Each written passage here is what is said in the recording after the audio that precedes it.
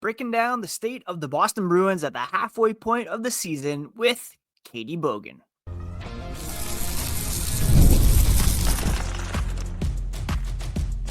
You're Locked On Bruins, your daily podcast on the Boston Bruins, part of the Locked On Podcast Network, your team every day.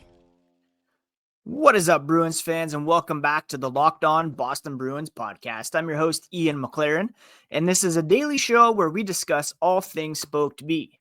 Today is Monday, January 6th, and I want to thank you so much for making Locked On Bruins part of your daily routine. It's free and available on your favorite podcast app and on YouTube, part of the Locked On Podcast Network, your team every day. And today's episode is brought to you by FanDuel. New customers can place a $5 bet and you'll get started with $200 in bonus bets if you win your first $5 bet. Visit FanDuel.com to get started. Before we get started breaking down the state of the Boston Bruins at the halfway point of the regular season with new friend of the pod, Katie Bogen. Quick reminder, you can find the podcast on social media at Locked NHL Bruins. You can find me, my hockey thoughts, dad jokes at Ian C. McLaren. I did do a bonus episode breaking down the Maple Leafs game on Saturday. Of course, the Bruins lost yesterday to the New York Islanders. Overall, for the weekend, they picked up 1 point. They are not off to a great start here in 2025. And it's all kind of what we're going to discuss here with Katie. But coming up this week is a very, very difficult schedule. Their next 4 games are against the Oilers, the Lightning, and the Panthers. 2 games against the Lightning, in fact. And coming out of the Christmas break, the Bruins have won 1 game in their past 6. Yes, it looks as though they are comfortably in a playoff spot with being in 3rd place in the Atlantic, but that's pretty deceiving because of games in hand that the Lightning have on the Bruins. 5 games in hand, only 3 games back. The Bruins have picked up 3 points in their last 6 games, and all the positives that had been accrued under Joe Sacco to begin his tenure kind of falling back to earth here for the Bruins. They did get some good offensive contributions over the weekend. David Pastrnak with 4 goals in those 2 games to kind of get back on track offensively and get his shooting percentage back to where we expect it to be and his goal success as a result. But still a lot of work to do for this team here, and it's not going to get any easier with their next couple of games. With that said, let's get to my chat here with Katie Bogen, and I'll be back tomorrow to preview the game against the Oilers and update the Eastern Conference power rankings. All right, I am so happy to be joined today by a new friend of the podcast, Katie Bogen, who reached out with Spotify Wrapped over the holidays. I was so pleased to see that Katie had been listening to the podcast, tagged me to share that Locked On Boston Bruins was in her top 5. And in 2025, more people should be like Katie Bogen. Thank you so much for taking some time to chat, Katie. How are you doing today? I am so delighted to be here. Thank you for keeping me company literally like face to face this morning, because normally it's just your voice keeping me company as we recap the games every day and I make my coffee. So this is even cooler. Very nice. Yes. Well, yeah, I couldn't believe, sometimes I forget that people listen to this, me just rambling on about the Boston Bruins. So yes, so glad to meet you in person. We've become Instagram friends, and I am so excited to hear your Boston Bruins origin story. Whenever anybody comes on the podcast, I'm always interested to see how they became a hockey fan, why they followed this team specifically. So please hit us with that. Well, I fell in love with the Boston Bruins in 2012, and I was already in college. I was a sophomore in college.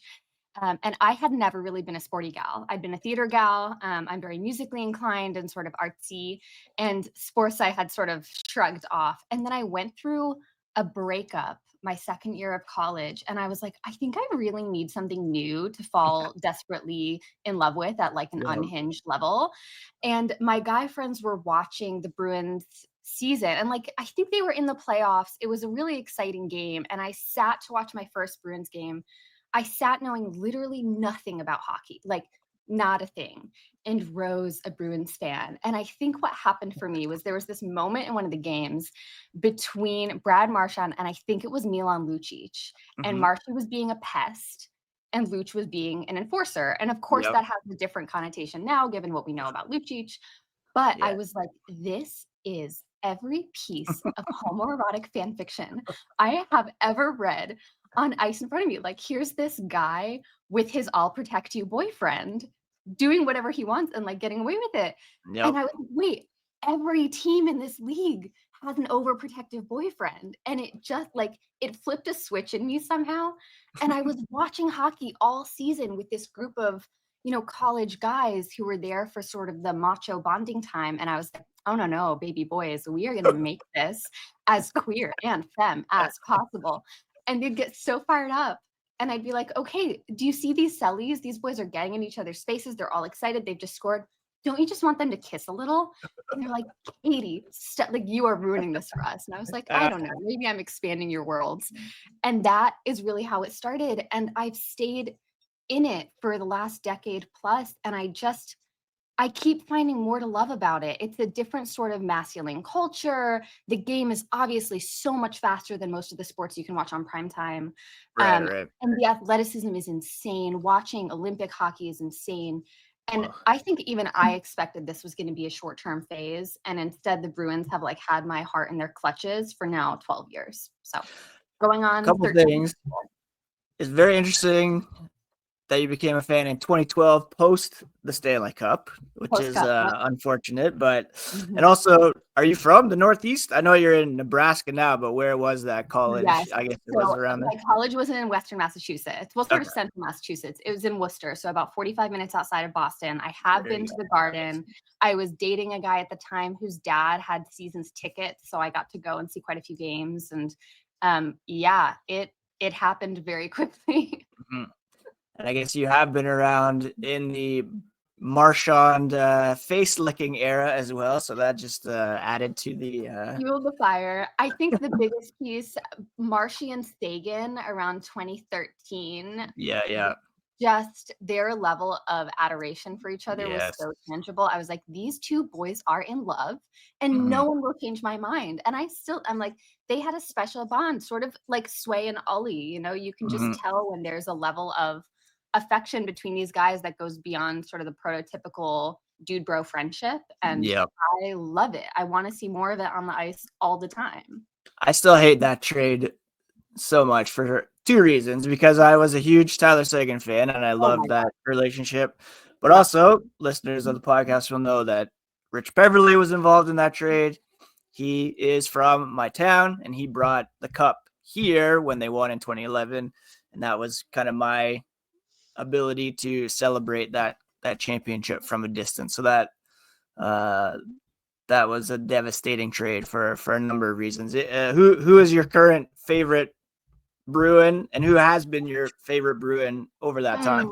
I think Marshy has had me by the throat for 12 years. Yeah, I love him so much. I love that he's a pest, and he just, I don't know. I think he's really strategic too, and how he weaponizes other men's internalized homophobia against them. And like, is it sometimes on the line of what is reasonable or appropriate? Yes, but is it also like sociologically fascinating to watch? Yeah, for sure.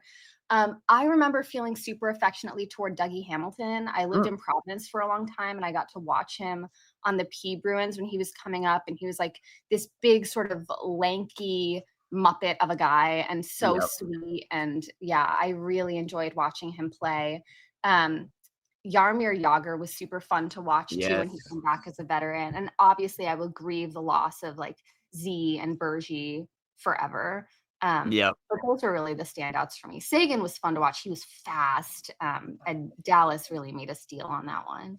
Dougie Hamilton also a trade that I hated. Oh, and Jakey DeBrusk. That I Yes. will say, for the last 2 years, anytime I've watched the game, I've live streamed, and one of my, like, catchphrases was, "I would die for him," anytime Jake DeBrusk made Yep. a really cool move. So I have a video compilation of me saying, like, "Jake DeBrusk, I would die for him," dozens of times, and then he got traded, and I was like, "This was a stupid decision." Even if Yes. he wasn't a high goal scorer, that man is a playmaker, and we lost Mhm. out Yep. ridiculously. I So know. I feel bitter about that.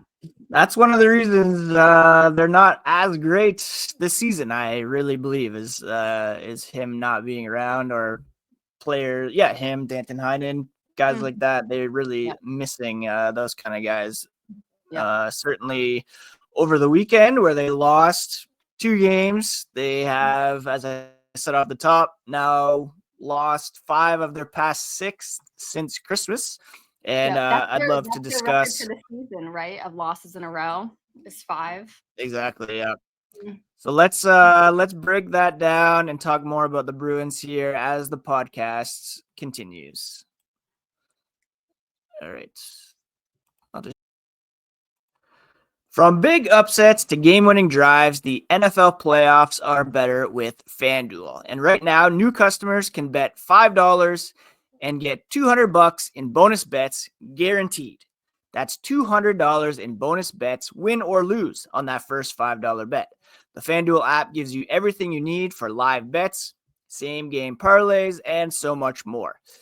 Just visit fanduel.com to join today, and you'll get started with $200 in bonus bets.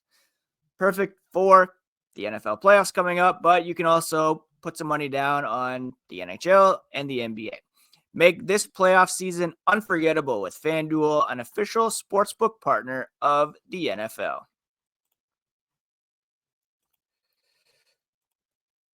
All right, we are back with Katie Bogen, and just a quick reminder as well, you can find the podcasts on your favorite podcast app, on YouTube.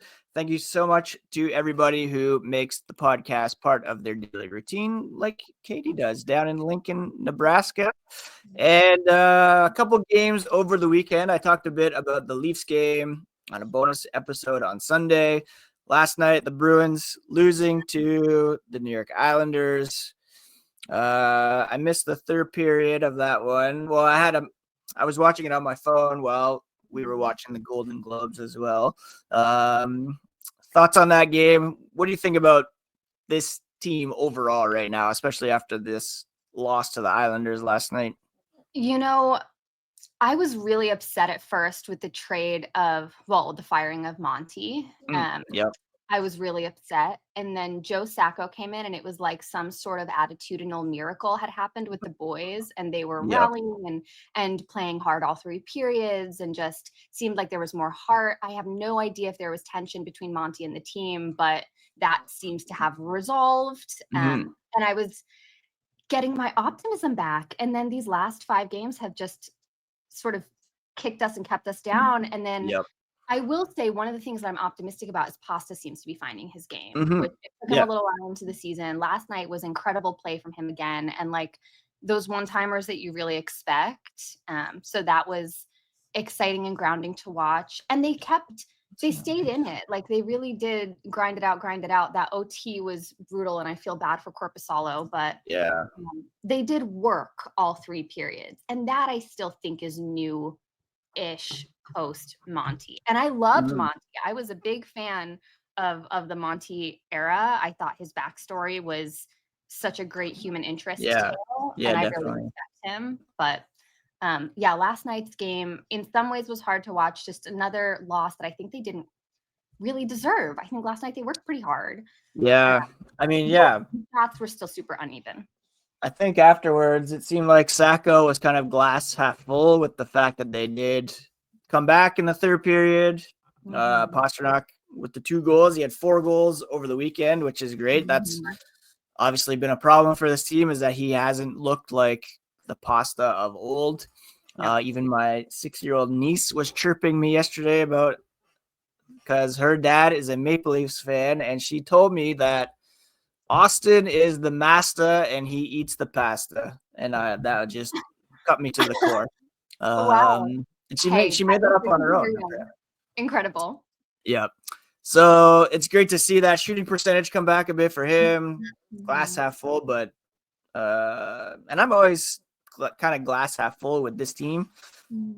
I think I'm just kind of, that's where I am right now. This team is just glass half full. Like they're just a mid team in my eyes. And a very tough schedule coming up tomorrow against the Oilers. Then they play the Lightning a couple times. I don't know. They kind of needed that win over the Islanders, to be honest. Yeah. Same as they needed that win over the Rangers. Like you just have to beat the teams that are below you in the standings. Can't let those opportunities go to waste. And Bruins are an ego team too, where when they go on a losing streak, you can see it affects their psychology on the ice. Like they get timid, they give up plays, they don't fight as hard along the boards. They have these they try to make fancy plays and then there are turnovers. And I'm curious your thoughts. One of the folks I was excited about this season was Zadorov. And now I get nervous every time he's on the ice. He's so skilled, but he's just big and he's slow. And these little whippersnappers can really just feed from him. And it made me anxious watching the OT last night. Yeah, I was pretty excited about him coming in. I had so when I worked at the Score up here in Toronto, I had a colleague, Thomas Durantz. He now works in Vancouver, covers the Canucks, and he was on back in the summer and said that Zadorov is his favorite player to watch, like one of his favorite players in the NHL to watch. And I was super excited about him coming in. He's been, frankly, he and Lindholm Elias have both been pretty underwhelming and disappointing. Zadorov, just like a penalty revolving door into the penalty box. He's kind of curtailed that a little bit, but still not. We've seen some of the physicality from him, but not really the shutdown ability. I haven't really seen too much of the offensive flair. I mean, I think we underrate or underestimate sometimes like how much of a change it is for some of these guys to come into a new city, a new locker room, a new system. And we just expect them to this is who this guy is. He's just going to come in and be that guy. It takes time to acclimate,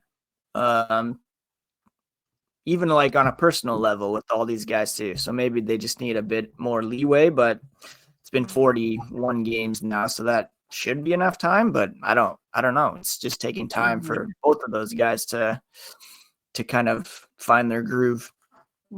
Yeah, I always want to give the benefit of the doubt too, but there's been something this season for me about watching the turnovers and watching the pace.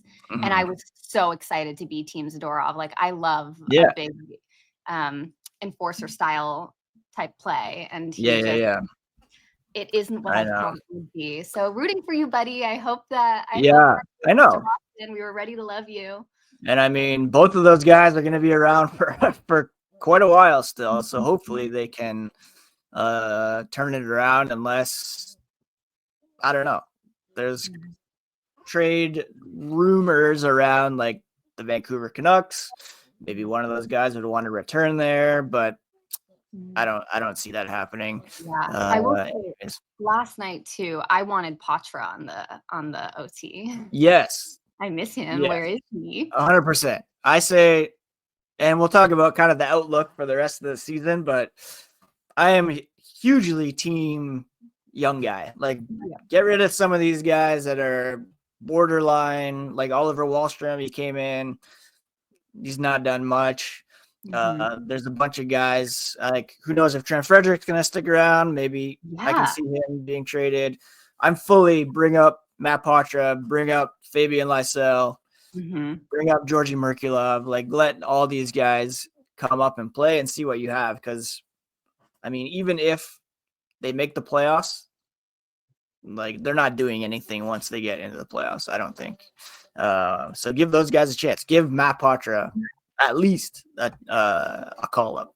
Our sweet angel baby, Matt Patra. I just love Matt Patra. Yeah. Anyways, we'll discuss more kind of the outlook for the season. I also want to pick your brain in terms of some recommendations for books, shows, and we'll discuss all that here as the podcast continues. All right.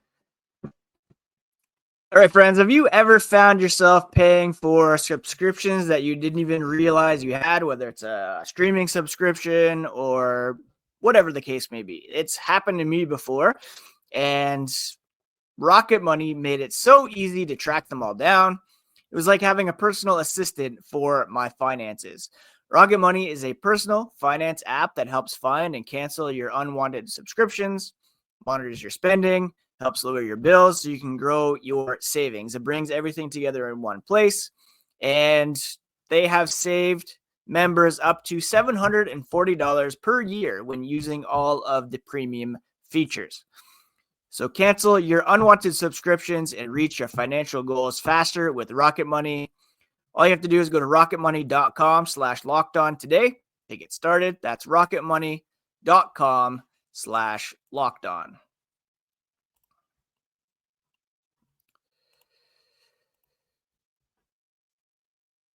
Katie, do you have any unwanted subscriptions out there that you need to get rid of? Honestly, probably so many. And every time I hear a Rocket Money ad, I'm like, ooh, I know. I really need to do that. But I'm almost nervous. This is avoidance. Like, I'm nervous to find out how bad it's been for so long. Yeah, So I'm putting it off. But Rocket Money, I'm hearing you. yes, so many. Oh my gosh. When I look at the amount of subscriptions I have just for streaming alone, it's ridiculous. And it makes me want, like, I was just talking about this last night watching the Golden Globes. Even thinking about like seasons of television, that was never a thing when I was a kid. It was just like, oh, this show is back in September. And now it's like season this of that is my favorite, and it's just really wild. Yeah, people get obsessed. Not to mention, I also have strong opinions on The Bear not being a comedy, but that's a topic for a different podcast. Anyways, for the rest of the season, do you think the Bruins are a playoff team? And if they get in the playoffs, do you think they could beat Toronto or Florida, who they would likely play in the first round of the postseason? I think it's impossible to make predictions, she says, totally Delulu. I want to believe. I think we were so shocked a few years ago when Florida came in 8th and knocked us out first round, like brutal. And I don't know if we this year are a better team than Florida was that year. But anything can happen in the playoffs. And I really think what's more predictive of it, even than season-long play, is if there is an ego boost early in a matchup. If game 1 happens and there's just a total blowout, that's the series. Like, it really is fascinating to watch. So I'm, as a little Delulu fan, like keeping my fingers so crossed that they make it, thinking anything's possible. It's true. Yeah, I think vengeance would be really sweet against Florida. Chomp chomp. Yeah. I mean, if you play Toronto, obviously we know they can beat Toronto, and that's just hilarious every time it happens. Yeah. And I think too, I don't know that I was just thinking about it. There is this Four Nations Faceoff break coming up, and I've been lamenting the fact that David Pastrnak won't get a chance to represent Czechia in Boston. They're the world champions. They medaled at the World Juniors. Like, this is a team that should be, or a country that should be featured, but I don't think he's been quite himself this year. And I think that break could do him some good as well. I also think Brad Marchand playing for Team Canada could also give him some Canuck strength that could fuel him for the stretch drive as well. So that could be a bit of a wrinkle. Plus, who knows if there will be injuries in that tournament, whatever, that could affect some teams moving forward. So I think that's a bit of an X factor this season that could shape kind of how the playoff picture unravels anyways. Yeah, totally agree. And you never know with injuries, and yeah, I'm keeping myself optimistic. They're going to make it. They're going to make it. It's going to be fun. Right. There's also a case to be made though for like them going into sell mode before. I think these next few weeks are going to be really telling because, like I said, very difficult schedule over the next couple weeks. The trade deadline is not till after the Four Nations Faceoff, but if I think there's going to be like more buyers then sellers at the deadline are aggressive buyers anyways. So maybe, they can kind of regroup and see what happens. I think one of the reasons I would really love to see playoffs happen this year is we have so many new boys, and it's unclear who the core players would be. I think, like, Right. is Pastrnak gonna really show out for that? He's been surprising and awesome, I think. Yeah, for sure. And I would love to see him in a Bruins sweater during the playoffs and see if the style of play is similar. So knowing who those guys are is almost impossible right now. Yeah, true. I would love, again, to see some of these young guys come up. And if they're going to make the playoffs, like, bring these guys up and give them that experience, because hopefully, like, a Patra will be around for a long time. Lysell, give these guys a chance to, I don't know. Right now, they're technically third in the Atlantic, but Tampa's like Right 3 there. points back, 5 games in hand. I think they'll be a wild card team at best. And like you said, when they get in, you never know what's going to happen. We know that all too well. Even flipping hosting a game 7 on home ice, they should have won then even, and you just never know what's going to happen. You never know what's going to happen. Anyways, I always like to end episodes with guests by talking some pop culture stuff. Is there any books you're reading or shows you're watching or movies that you've seen lately that you would recommend? Yes. So the show that I always recommend to everyone, if you follow me on social media, you'll know this already, is Buffy the Vampire Slayer. It is epic and delightful and deeply feminist and ahead of its time. And it was directed by Joss Whedon, who's a problematic figure, but the rest of the writers' room is brilliant and the cast is great. And I've been in love with it since I was a little child. So strong. Is he there for the whole show, the whole run? Joss Whedon? Yeah. He directed seasons 1 through 7. I mean, there were other folks who really took over writing in the later seasons, though he popped in for like special Fs. But he was involved with the full run. And then there's the spinoff of Angel, which if you're looking for a more, and I'm rolling my eyes as I say this, mask-coded show, then Angel is great for people who think Buffy is too femme a hero. We won't get along, but fine, watch your show. And then for books, I actually just had someone recommend this graphic novel to me called Check, Please. Oh, interesting. Queer romance between hockey boys. It's so cute. It's by Ngozi Ukazu, and it came out, I think, just a few years ago. And it's just adorable. The art is so charming. And if you're looking to read about hockey boys in love, Check, Please. I believe it's I'm hitting the library later, so I'm gonna check and see if that's around.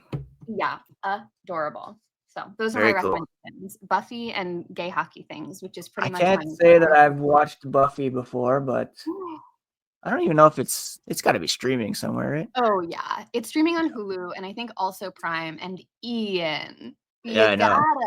You gotta. I don't know. What was I doing around that? When was it on? Like 2000? Oh, early. It debuted 1997 and ran until 2003 as the 7-season show, 144 episodes. I'm obsessive about all the things I like. I can never like something a normal amount. And strongly recommend. It's so beautiful.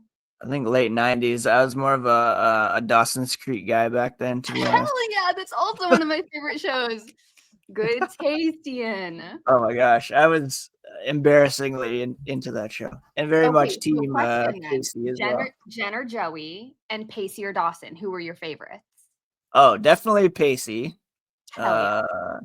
And I love to use that crying Dawson meme or GIF so many times. Yep. Jen or Joey? That's a good question. Yeah, probably Joey. I was definitely team Pacey and Joey. Yep. Getting together. Yep. I have become a big, like, Michelle Williams has turned into amazing actress.